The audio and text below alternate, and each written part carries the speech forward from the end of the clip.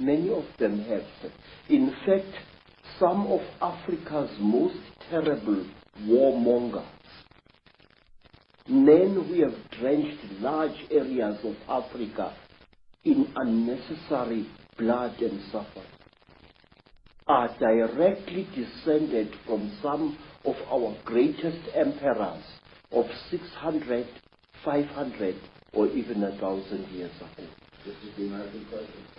Say, I would like to tell you about a man called Jonas Savimbi. Jonas Savimbi is a descendant of some of the greatest Angola kings. In fact, the entire land called Angola was a breeding place of kingship in Africa. The word Ngola means a king, and Angola means land of many kings. I must say, the way that the evidence that I'm uncovering is going, and it's going there very fast, and it syncs so much with what you're saying, is that a race from the stars, a reptilian race, interbred with humanity, they created crossbreed bloodlines, which became the middlemen, the demigods, the royal kings and lines and ruling power in the ancient world. And through interbreeding have become the presidents, the ruling people at the top of the power structures of banking, of politics, of the military, of all areas of our lives, of business, all of it. Is that the way that you have seen it yourself? Yes, sir. You know, Mr. Icke, I wish for one moment I could contradict you. But for the last 40 years, I have observed an extremely disconcerting phenomenon in South Africa and in other parts of Africa as well. And this is the phenomenon. You find a rising black leader, a real leader amongst men, a ferocious activist for the rights of his people. This man starts something, whether it's a revolution or whatever, he starts it. And you look at his ancestry, because in Africa we look very closely at a man's ancestry. And you find that this man is nothing. Although he is doing such great deeds, he is actually a descendant of very peasant people. And you are worried. And all of a sudden, this black man will come to a sudden violent end, and a person who is totally new will take his place. And when you look at the ancestors of these people, this man, you find that he, or even she, is a person of very, very ancient African royalty. Now, let me show you. There was this war in Rhodesia, and many people got killed there.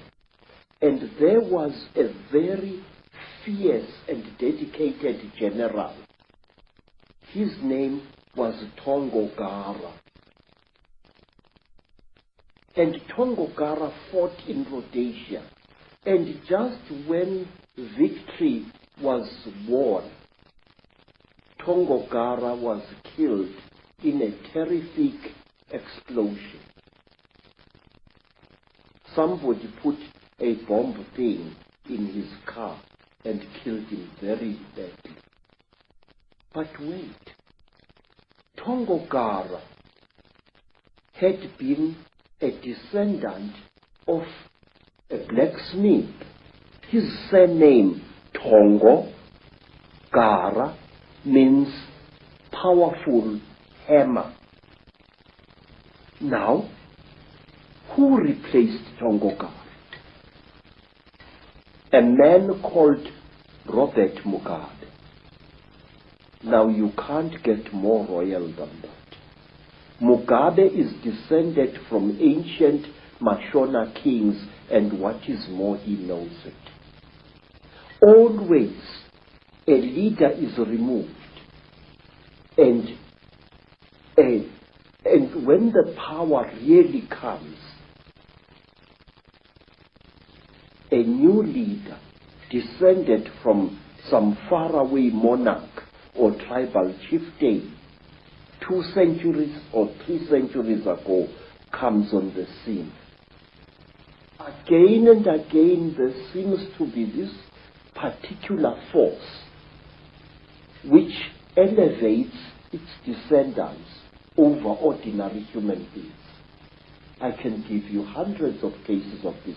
Now, sir, talk about a tradition of shape-shifting. African kings, even now, and even ordinary tribal chieftains, especially in times of crisis, often spread the story through the land that they are able to change shape at will. There was a time when the South African government created the various Bantu homelands, and these homelands were ruled by those tribal chiefs who were agreeable to the apartheid system.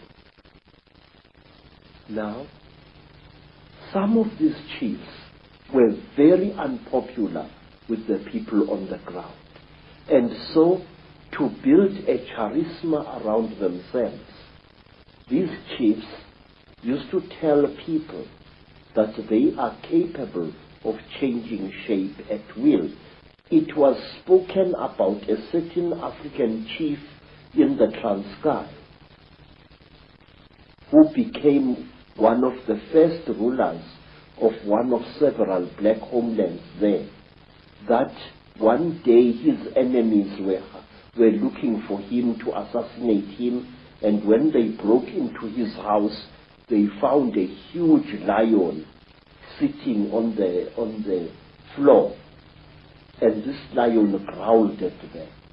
And because of that story, because even today word of mouth is a very powerful media of communication in black communities, all enemies of that particular chief left him well alone because they feared his shape-changing powers. The final question on this particular video, Credo, because we've got a lot more to say on others. Why is it that if the Chitahuli are all around us, which I certainly feel they are, and they're operating certain bloodlines, now some people see them shapeshift. That's absolutely without doubt. I mean, so many people I've met all over the world have seen it. Into reptiles and then back again, the George Bushes, the Henry Kissingers, these key people. Why don't most people see it? First of all, I have said to you, Mr. Icke, that we human beings have got a blind spot in our brains, and this is what the Chitahuli and other alien nasty boys are exploiting. Look, sir, if we are a crowd and we are standing on a city street, we will see a man suddenly grow an extra arm, and many of us will see that, but will refuse to accept what they see. I have seen, sir, people going through severe trauma in train accidents, in car accidents, but they refuse to accept what they went through. I have seen women who have been raped several times, ferociously refusing to admit what they underwent.